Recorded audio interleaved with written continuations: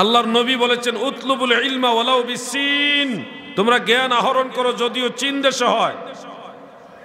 এটা কিন্তু রাসূল পাকের হাদিস শরীফ।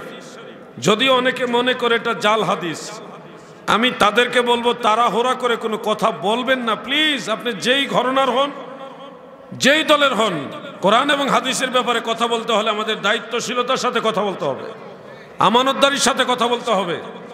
ইমাম বাইহাকি রহমতুল্লাহ আলাইহি তিনার শুআবুল ঈমানের মধ্যে হযরত আনাস ইবনে মালিক রাদিয়াল্লাহু আনহু থেকে এই হাদিসটা বর্ণনা করেছেন।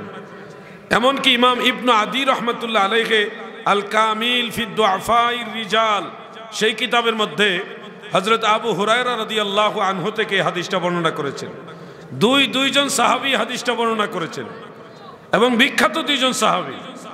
একজন হলো সর্বাধিক হাদিস বর্ণনাকারী সাহাবী, আরেকজন হলো আল্লাহ রসুলের খাদিমুর রসুল, যার উপাধি হযরত আনাস, যিনি 10 বছর আল্লাহর রসুলের খেদমত করেছে। সুবহানাল্লাহ বলেন।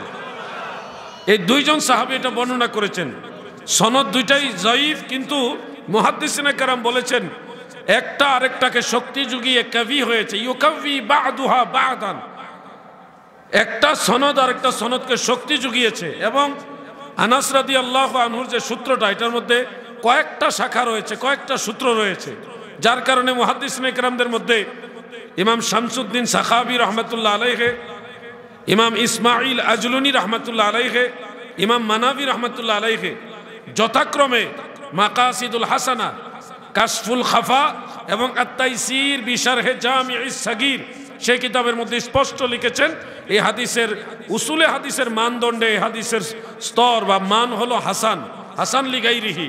এই জন্যে জ্ঞান অন্বেষণ করতে হলে প্রয়োজনে চীন দেশে যাও, এটাও রাসূল পাকের হাদিস।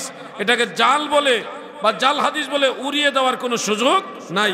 আপনার সেই জ্ঞান আহরণের জন্যে, দিন জানার জন্যে, ধর্ম বুঝার জন্যে, শিখার জন্যে কিন্তু মাহফিলে আসছেন, নাকি অন্য উদ্দেশ্যে?